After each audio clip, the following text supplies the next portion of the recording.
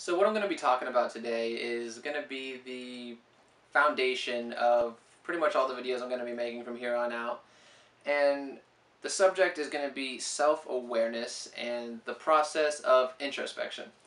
Now, if you've never heard of either of these terms before, don't worry, you're not alone. I know a lot of people, if not most people, have never heard of these terms before, and if they have, they don't really have a clear understanding of what they mean.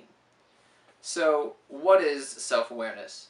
Self-awareness is the conscious knowing of one's own character, feelings, motives, and desires. Now, in order to become self-aware or more self-aware, you need to partake in the process called introspection. So what's introspection? Introspection is the examination of one's own conscious thoughts and feelings. So how can you become more introspective? The first thing you need to understand is that the person that you are today isn't necessarily the person that you want to be.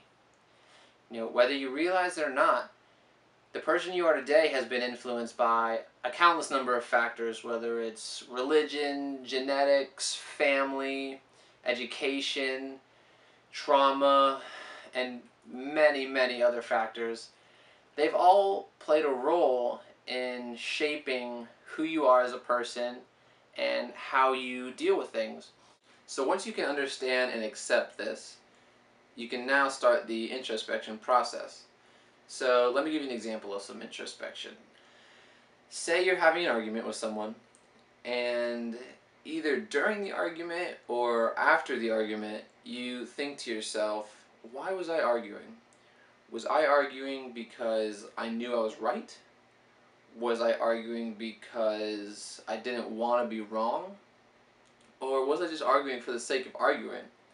Now, when you start asking yourselves these questions and truthfully answering them to yourself, you start to have a better understanding and get an idea of the true self that is buried beneath all of these values and morals and beliefs that have been kind of pushed onto you as you grow up in your life.